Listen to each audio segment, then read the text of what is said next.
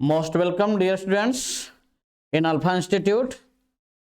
Today I am going to start Unseen Passage.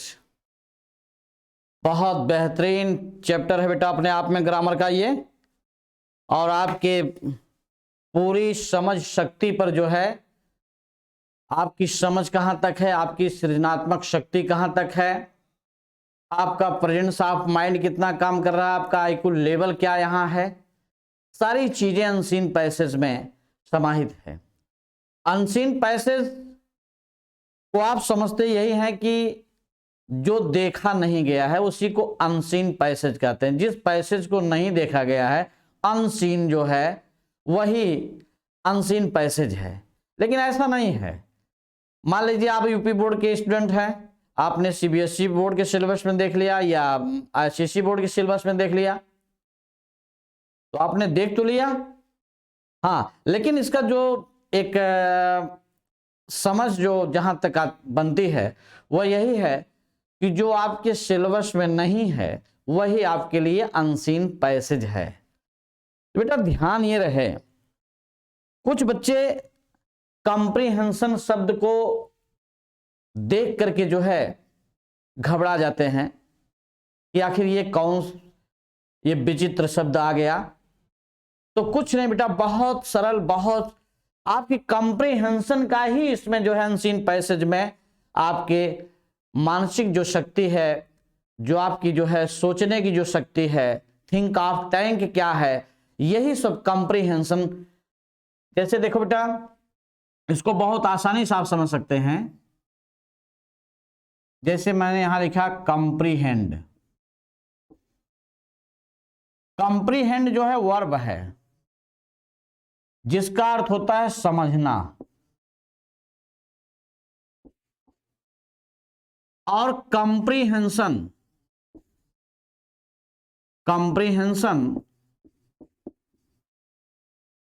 ये बेटा noun हो जाता है जिसका अर्थ हो जाता है समझ। जिस तरह से मैं आपको समझाया था नरेशन में कि नरेट वर्ब है जिसका अर्थ है कहना, और नरेशन नाउन है जिसमें शब्द के अंत में SION हो, TION हो, बेटा वो नाउन बन जाता है। जैसे यहां नरेशन, यहां कथन हो गया। सेम उसी प्रकार से बेटा कॉम्प्रिहेंड का मतलब समझना, और कॉम्प्रिहेंशन का अर्थ हिंदी में समझ, जिसको हम विजडम भी कहते हैं। विजडम आपकी बुद्धिमानी जो है, आपकी समझ कहां तक है, यही जो है अनसीन पैसेज में आपको पूरी शिद्दत के साथ रियलाइजेशन करना है। तो बेटा सबसे महत्वपूर्ण बात यही है, और ये अनसीन पैसेज जो है ये दो टाइप के होते हैं, मतलब 2 टाइप्स ऑफ अनसीन पैसेज। पहले तो मैं एक पैसेज यहां लिख रहा हूं, पैसेज को बेटा देखें आप, महात्मा गांधी पर ही लिख दे रहा हूं। Mahatma Gandhi was born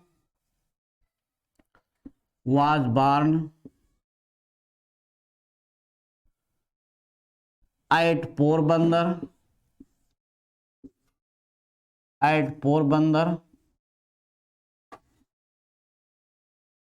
in Gujarat।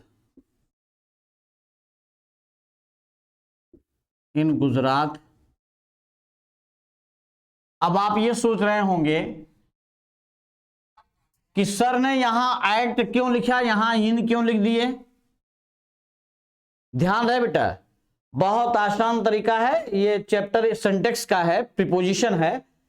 छोटे शहर के लिए, कस्बे के लिए, गांव के लिए एट का प्रयोग किया जाता है जिसका अर्थ हिंदी में होता है, और बड़े शहर के लिए इनका प्रयोग किया जाता है जिसका अर्थ हिंदी में में होता है, तो गुजरात एक तरह से स्टेट है इसलिए वहां इनका प्रयोग किया गया। पोरबंदर जो है उनका गांव है, कस्बा है, इसलिए बेटा एट का प्रयोग किया गया। अब किस तारीख को? ऑन 2 अक्टूबर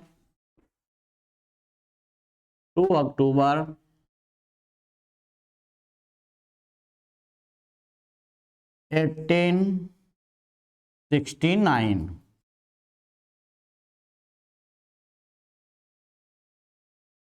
अब यहां थोड़ा सा और आगे बढ़ा देते हैं। हिज फादर वाज द दीवान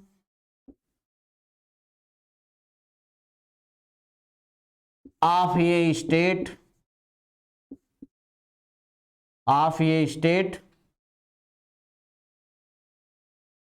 उनके पिता जो है एक राज्य के जो है स्टेट मतलब एक रियासत के दीवान थे।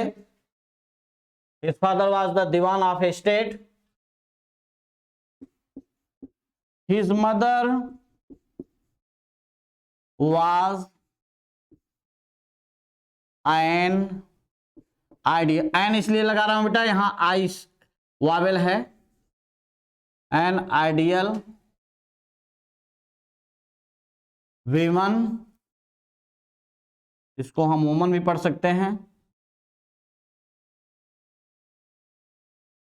आफ्टर रिसीविंग, आगे सब लिख रहे हैं, after receiving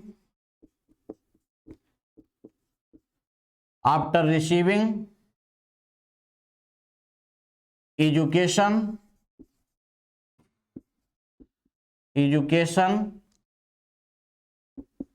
in India, Bharat में शिक्षा प्राप्त करने के पश्चात, कामा कर देता हूं यहां, he went to England he went to England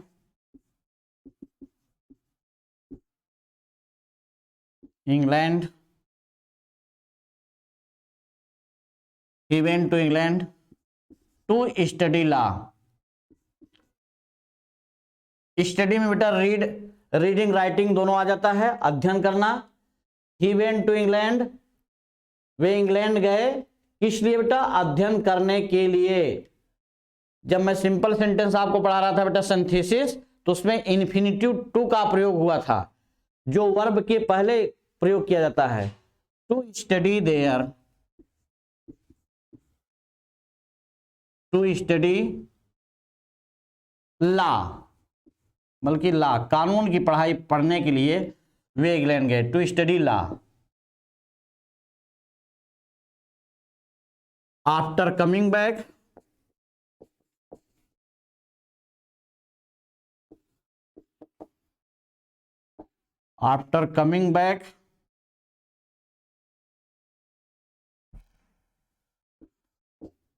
from there,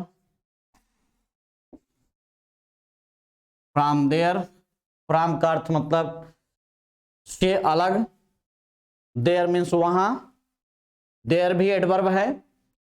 after coming back from there, वहां से आने के बाद, लेकिन किस रूप में आए थे बेटा? एज ये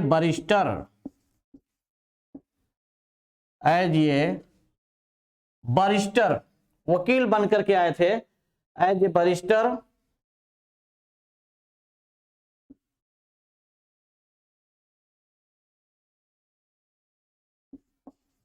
ही वेंट टू, आफ्टर डेट भी लिख सकते हैं यहां पर, थोड़ा से एक रोचकता भी सेंटेंस की बढ़ जाएगी। आफ्टर डेट उसके बाद,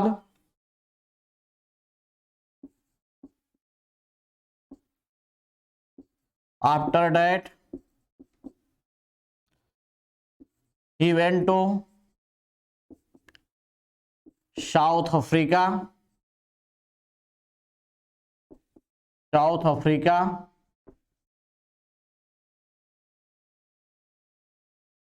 he went to South Africa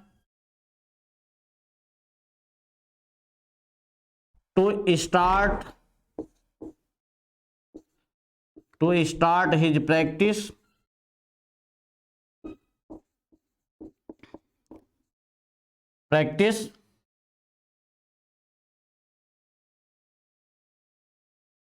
seeing the pitiable condition,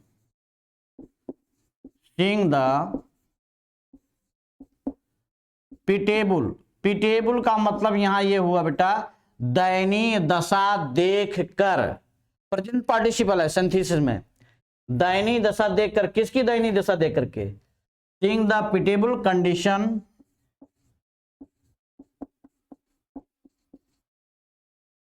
of the Indian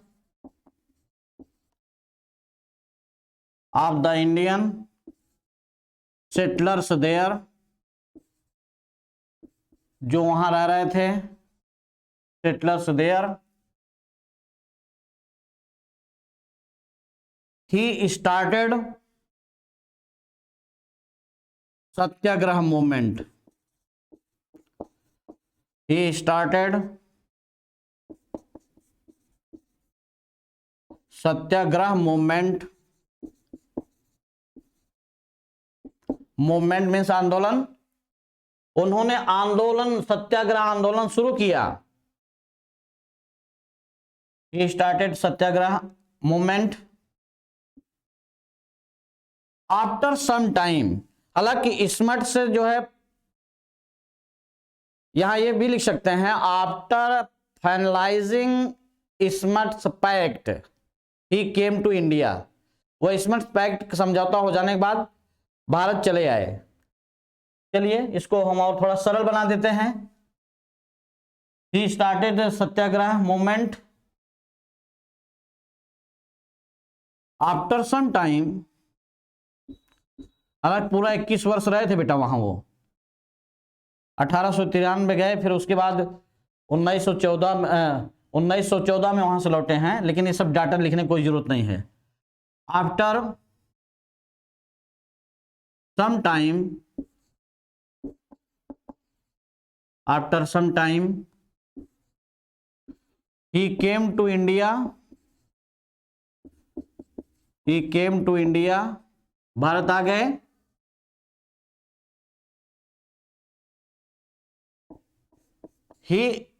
he considered, उन्होंने विचार किया, he considered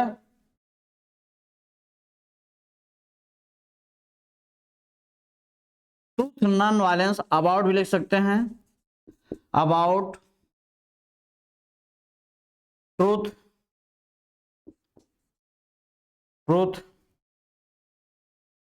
and non violence,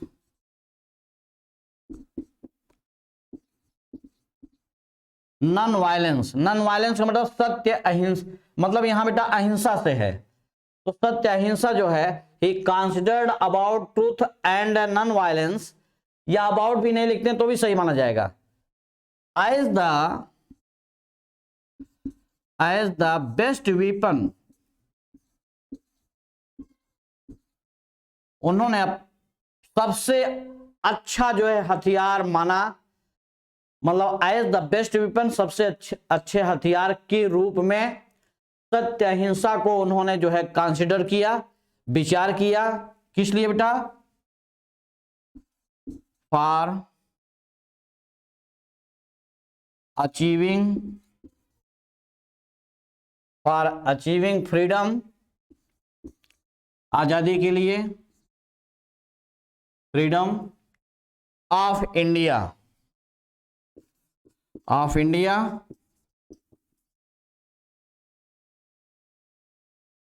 इसके बाद यहां आप लिख सकते हैं British empire,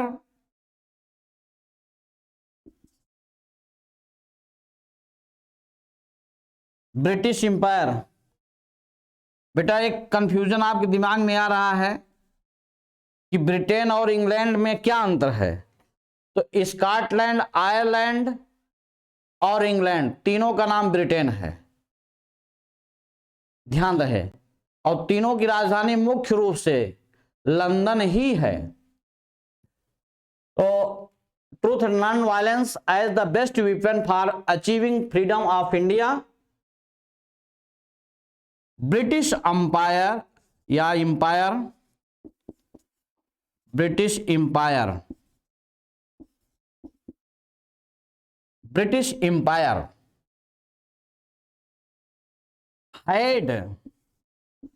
had to admit,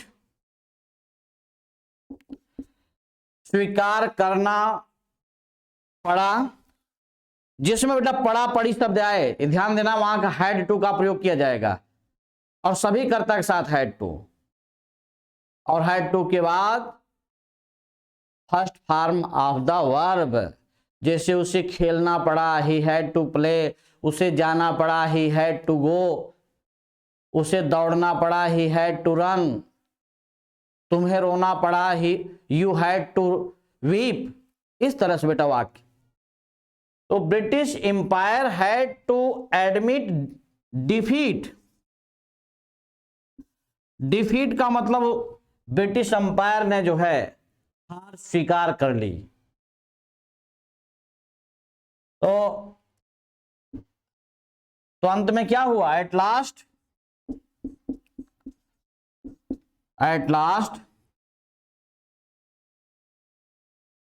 truth and non violence,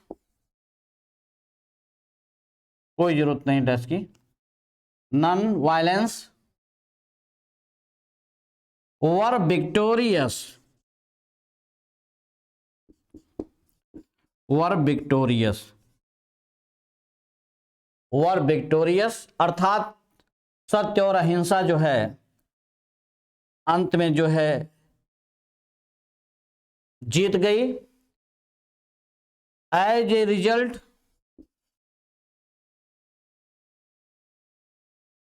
result परिणाम स्वरूप India became free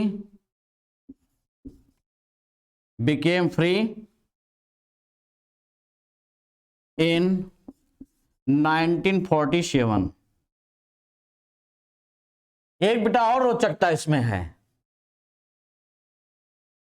Gandhi ji को जिस दिन गोली लगी थी उस दिन भी शुक्रवार था, और भारत जिस दिन आजाद हुआ उस दिन भी शुक्रवार था, और गांधी का जिस दिन जन्म हुआ वह भी शुक्रवार ही दिन था। तो मतलब तीनों ये घटना जो है शुक्रवार से ही है। ये महापुरुषों की बहुत बड़ी एक विशेषता होती है कि कोई न कोई तिथियां जो है उनके साथ जुड़ जाती हैं। जैसे भगवान बुद्ध के बारे में, जिसको हम पहले प्रिंस सिद्धार्थ कहा करते थे, जैसे एडविन आर्नोल्ड ने लिखा है प्रिंस सिद्धार्थ के बारे में, वही कहा करते थे कि भगवान बुद्ध का जन्म जो है बैसाख पूर्णिमा के दिन जन्म होता है, बैसाख पूर्णिमा के दिन जो है निर्वाण होता है, बैसाख पूर्णिमा के दिन उनको ज्ञान प्राप्त होता है। इसी तरह विलियम शेक्सपियर के बारे में भी है, 23 अप्रैल को जन्म होता है, 23 अप्रैल को मृत्यु भी होती है। बहरहाल विषय पर आ जाते हैं बेटा। तो देखो बेटा इस तरह से पैसेज जो है अनसीन पैसेज दिया रहेगा, इसको हमने 60 में जो है समेटने की कोशिश किया है। अब यहां ध्यान ये रहे, दो तरह से प्रश्न किए जाएंगे, और आप इसको पहले बात बेटा मैं साइड हो जा रहा हूं, पूरा एक बार इसको देख लें, लिख भी लें, एक बार इस पर पूरी तरह से फोकस डाल लें। बहुत इजी है, मैं उसको बता रहा हूं। चलिए इस पर हम कुछ क्वेश्चंस जो है प्रारंभ करते हैं। किस तरह के क्वेश्चन आएंगे?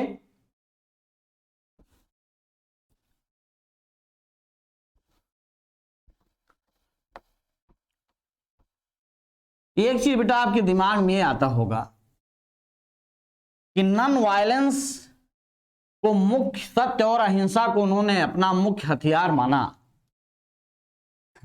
लेकिन एक रोचकता यह भी है 9 अगस्त 1942, हालांकि 8 अगस्त को जो है प्रपोजल तैयार हुआ था, प्रस्ताव पारित हुआ था quit move in India, Bharat छोड़ो आंदोलन के लिए, लेकिन जो उसका जो आंदोलन हुआ था 9 अगस्त है। गांधी जी ग्वालियर टैंक के मैदान में ठीक 1:30 बजे दोपहर में उन्होंने वहीं भाषण दिया था, करो या मरो। तो यहां तो अहिंसा थोड़ा से हमें कहीं से वो विचलित करती है, लेकिन बहरहाल वो परिस्थितियां ही उस तरह से क्रिएट हो गई थी, परिस्थितियां इस तरह से बन गई थी कि गांधी जी को कहना पड़ा। लेकिन गांधी जी अपने ऑटोबायोग्राफी में लिखा है, एक बार उन्होंने हिंसा को स्वीकार भी किया है। जब साउथ अफ्रीका में कस्तूरबा के साथ रह रहे थे तो उन्होंने कस्तूरबा से कहा, देखो कस्तूरबा मैं जा रहा हूं, तुम ये गंदगी साफ कर देना। और वो कस्तूरबा ने गंदगी जो है साफ नहीं किया, नाली में कुछ गंदगियां थी, साफ नहीं किया। और गांधी जी स्वच्छता के बड़े ही प्रेमी हैं, उसको आप जानते ही हैं। तो आए पूरी तरह से कस्तूरबा पर भड़क गए और कस्तूरबा का उन्होंने जो है ये बाल का जूड़ा पकड़ा है और उसको खींचा है। और गांधी जी ने अपनी आत्मकथा में लिखा है, मैं कस्तूरबा के उन आंसुओं को मरते दम तक नहीं भूल पाऊंगा। बहरहाल ये तो एक तरह से कहीं न कहीं से थोड़ी बहुत हिंसा हो ही जाती है, लेकिन उनका जो मूल उद्देश्य है वो यही था कि बिना हम रक्त बहाए जो है स्वतंत्रता को जीतेंगे। जैसे पहला क्वेश्चन बेटा इसमें आ सकता है, व्हेन डिड, अपने मन से ही बनाना, आप लोग भी बना सकते हैं, व्हेन डिड गांधी जी या महात्मा गांधी, व्हेन डिड गांधी जी बार्न, कब पैदा हुए? सीधा बेटा लिख दीजिए, Gandhi ji was born, Gandhi ji was बार्न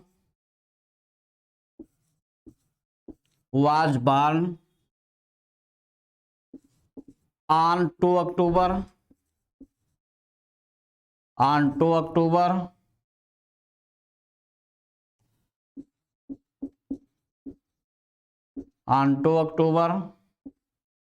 1869। अब होता यह है कि एक चीज और ध्यान दे बेटा, अनसीन पैसेज का पहले आपका जो ध्यान है, जो मेडिटेशन है, वो पहले क्वेश्चन पर होना चाहिए।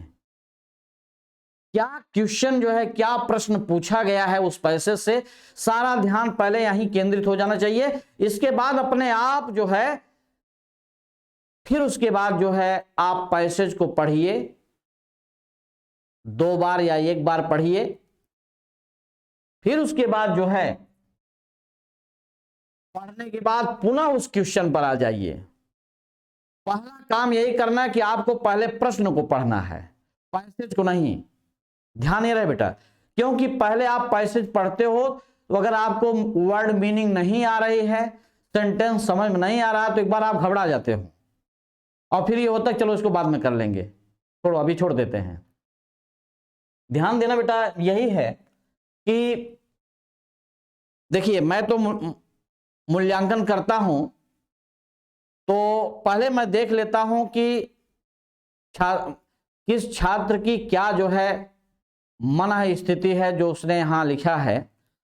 ध्यान रहे बेटा कि जैसे प्रारंभ के 2 प्रश्न ये पूरी तरह से बिल्कुल अच्छे होने चाहिए, और अंत में 2 प्रश्न आप बचा कर रखें या एक ही प्रश्न आप बचा कर रखें, वह भी मतलब बहुत अच्छा होना चाहिए।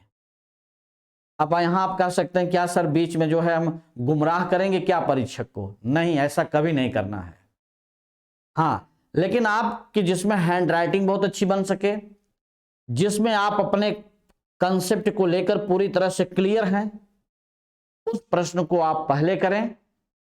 जहां लगे कि जैसे यहां थोड़ा सा कंफ्यूजन है तो उसको आप बेटा 20 में करें, और लास्ट में जो है आप पुनः एक क्वेश्चन का आंसर बचा कर रखें, जिसको भली भांति जो है अच्छे से करेंगे। और इस तरह से करेंगे आप तो हमें लगता है कि 90 के आसपास ही रहेंगे 100 में। तो ये बेटा ध्यान रखना है। ग्रामर पोर्शन ये पूरी तरह से मजबूत करना है। चलिए फिर बहुत ज्यादा व्याख्या हम नहीं करेंगे। हाँ, कुछ लड़के ये हैं जहां आपकी समझ शक्ति का, सृजनात्मक शक्ति का परीक्षण किया जाता है कि वास्तव में उस छात्र के अंदर कितनी समझ है, कितनी बुद्धिमानी है, उसका IQ लेवल क्या है, प्रेजेंस ऑफ माइंड क्या है, वो किस तरह से क्वेश्चन को लिखा है। लेकिन होता क्या है, मैंने बहुत सारे छात्रों में ये कमी पाई है कि पहले पैसेज को पढ़ लेते हैं, उसके बाद फिर खोजने लगते हैं कि अब देखो यहाँ बार्न कहाँ है, यहां मिल गया, यहां मिल गया है, तो ऊपर एक लाइन ऊपर का एक लाइन नीचे का पूरा वही उतार देते हैं कि आंसर ये हो गया। ये कमी जो है कम से कम नहीं तो 80% छात्रों में है। ऐसा नहीं करना है। ऐसा तभी करना है कि जब लगे कि मुझे कुछ नहीं आ रहा, बिल्कुल समझ के बाहर हो गया, आउट ऑफ अंडरस्टैंडिंग, ऐसी स्थिति में जो है यह मैनर आप अपना सकते हैं। लेकिन जब तक जूझने की और लड़ने की या उस पर जो है पूरी तरह से समझने की शक्ति जब तक आपके अंदर है, आप जूझ सकते हैं। क्वेश्चन का जो है बार बार अगर आप में एराइज हो रहा है, उसका आंसर ढूंढ सकते हैं। तो यही आपका कॉम्प्रिहेंशन है, यही आपकी समझ की परख जो है देखी जाती है। और एक मजे की बात यह है, इसी का जो अगर जिन लड़कों ने कॉम्प्रिहेंशन समझ लिया, अनसीन पैसेज समझ लिया, यह ध्यान रहे कि CSET, IAS या PCS में या अन्य परीक्षाओं में जो है कॉम्प्रिहेंशन का बहुत बड़ा रोल होता है, यह ध्यान रहे। तो इसको समझना बहुत जरूरी है। आपकी विजडम का यहां परीक्षण किया जा रहा है। आपने किस हद तक, अब जैसे यहां गांधी जी का जन्म कब हुआ, अब आप अगर नहीं जानते हैं तो सीधे लिख देंगे बाल शब्द आया एट पोरबंदर इन गुजरात। फिर उसके बाद 1869 हो सकता है। यहां इस लाइन को और भी आगे बढ़ा सकते हैं, father was dewan of he state. तो इससे बचिए। वह आपको तभी अपनाना है जब लगे कि क्वेश्चन छूट रहा है, तब इस चीज को आप कर सकते हैं। बहरहाल आइए हम सेकंड क्वेश्चन की तरफ चलते हैं। What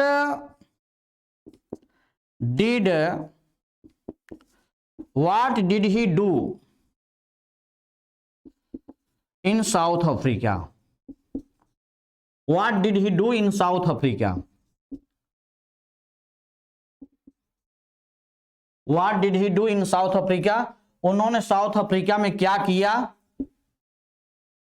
तो आप लिख सकते हैं he started Satyagraha movement.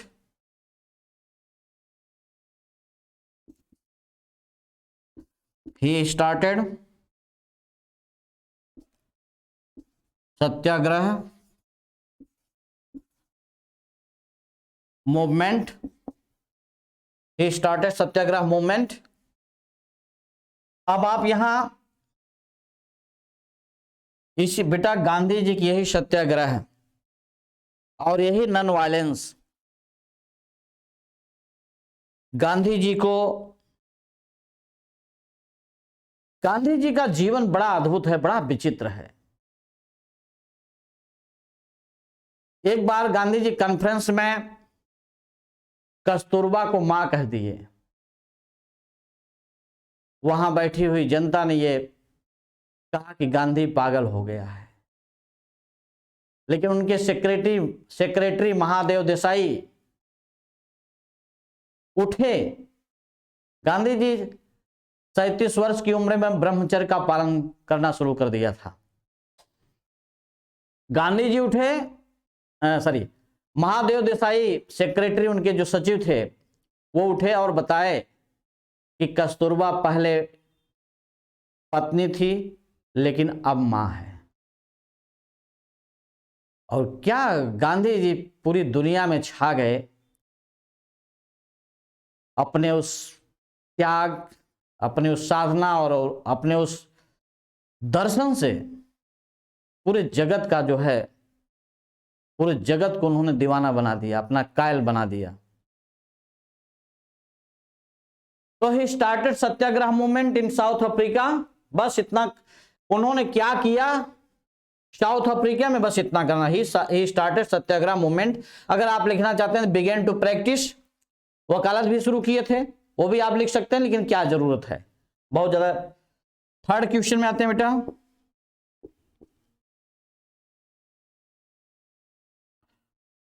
Why did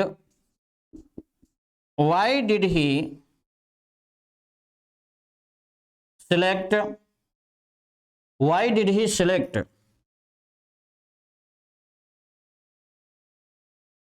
truth and non-violence as the best weapon?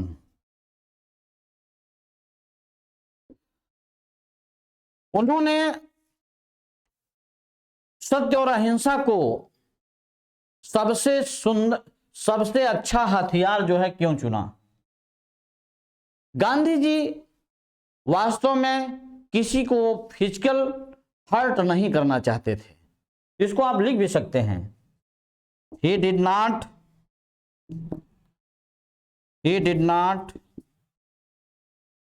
want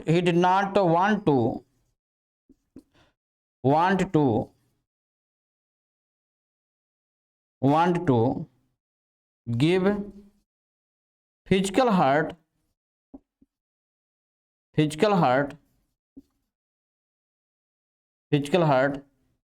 anyone, मतलब किसी को जो है शारीरिक चोट नहीं पहुंचाना चाहते थे। ये आप लिख सकते हैं बेटा।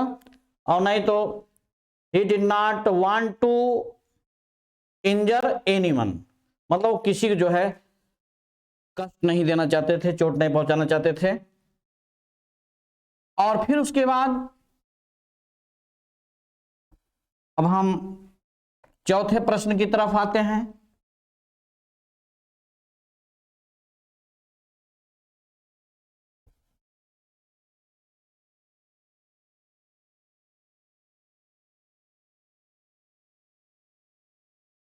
वैसे इसमें एक लाइन और बढ़ा दिया जा सकता है कि गांधी जी असहयोग आंदोलन भी नॉन कोऑपरेशन भारत में शुरू किए थे। इसको अगर आप यहां लिखें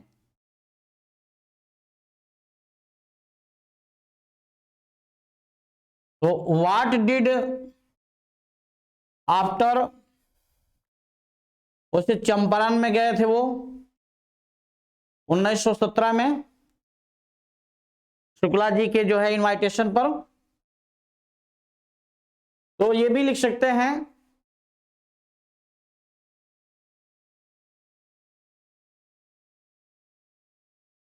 question number 4,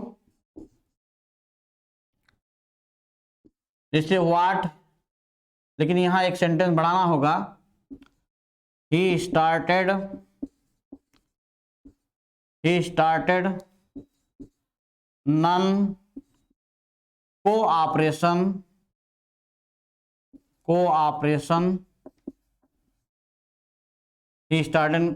non-cooperation in India। In India. तो अब यहां जैसे फोर्थ अगर प्रश्न मैं यहां रखूं, what did he do in India, तो इसी तरह से प्रश्न रहेंगे, what did he do in India. तो यहां लिख सकते हैं बेटा, ही स्टार्टेड नॉन कोऑपरेशन, असहयोग आंदोलन, इसको बेटा non cooperation movement, he started non cooperation movement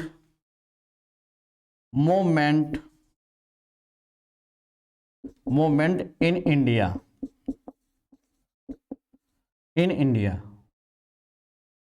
he started non cooperation movement in India, है ना बेटा, ये आपका। और जो पांचवा जो प्रश्न आता है बेटा, जैसे मान लीजिए पूछ दिया गया, what is the synonym, what is the synonyms, the synonym of non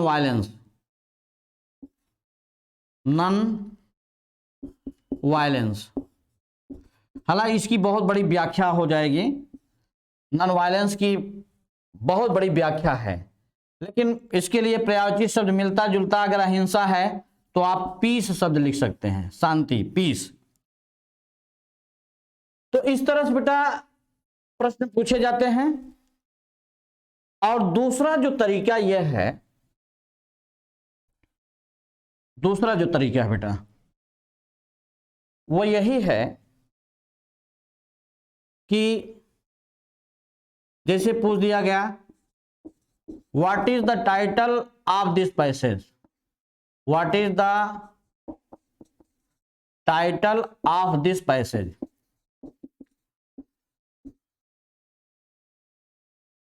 what is the title of this passage. अब यहां देखें, कभी कभी ऐसा भी होता है कि आप बहुत तैयार पैसेज पढ़ लेते हैं, फिर भी आपको समझ में नहीं आता कि हम उसका जो है क्या शीर्षक लिखेंगे। तो अगर ऐसी परिस्थिति आ जाए बेटा, तो जो शब्द बार बार फोकस किया गया, उस पर अब विचार मतलब सेंट्रलाइज किया गया हो, तो उसी शब्द को आप लिखिएगा जो ज्यादा पूछा गया। अब आप सोचेंगे, ऐसा मत कीजिएगा कि मतलब डिफिनिट आर्टिकल द को ही काउंट कर लें कि यही बार बार पूछा गया है, यही जो है शीर्षक हो जाए, तब तो पूरी तरह से नष्ट हो जाएगा सब कुछ। ऐसा मत कीजिएगा, जिस पर जो है ये लगे कि नहीं ये सेंट्रलाइजेशन हो रहा है, ये केंद्रीय विचार हो सकता है, उसी को जो है what is the title of this passage. जैसे अब इसमें सत्य अहिंसा ही सबसे बढ़िया है, ट्रूथ एंड नॉन वायलेंस, या नॉन वायलेंस भी लिख सकते हैं यहां, नॉन वायलेंस, बस बहुत बार। अब यहां ट्रूथ एंड नॉन वायलेंस भी लिख सकते हैं, लेकिन बहुत ज्यादा जरूरत नहीं है, नॉन वायलेंस से आपका ये शीर्षक ये क्लियर हो गया। दूसरा बेटा, explain the italicized word।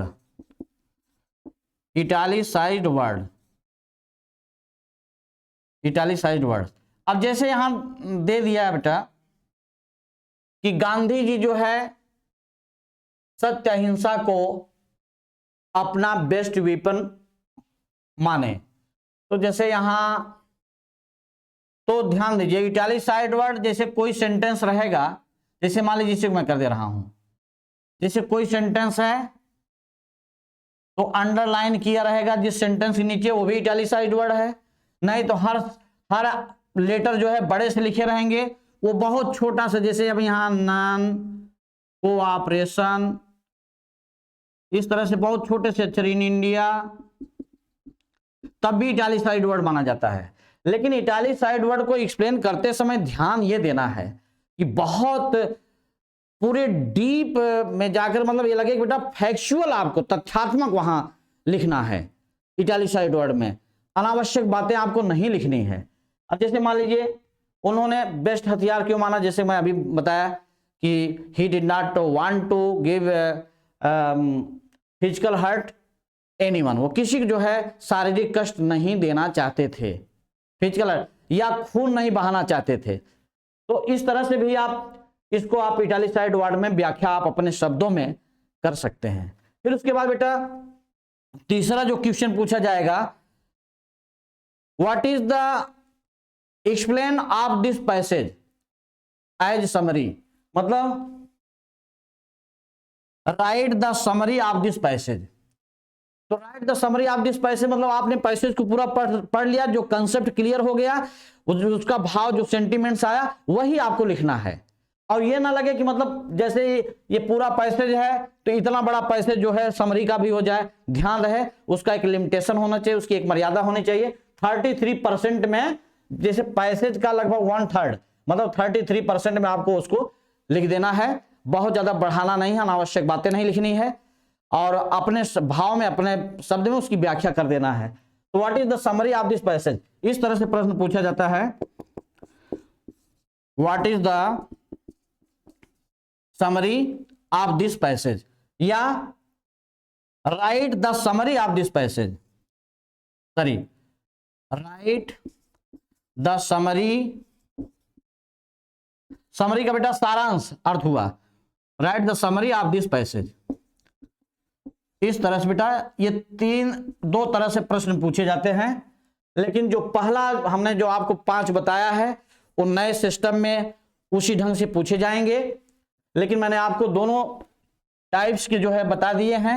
कहीं से कोई दिक्कत हो बेटा, कोई कंफ्यूजन हो तो आप कमेंट बॉक्स में लिख सकते हैं, और उस कंफ्यूजन को दूर करने का मेरा पूरा दायित्व है, जिम्मेदारी बनती है, पूरा प्रयास मैं करूंगा। गांधी जी के बेटा जो आज के जो सेंटिमेंट्स हैं वो पूरी तरह से देशभक्ति के लिए थे, बड़ी दीवानगी थी देश के लिए, उनको राष्ट्र के लिए। जैसे ध्यान रहे बेटा, हम लोग भी कहीं ढोंग पाखंड जातिवाद में कहीं ना बटें।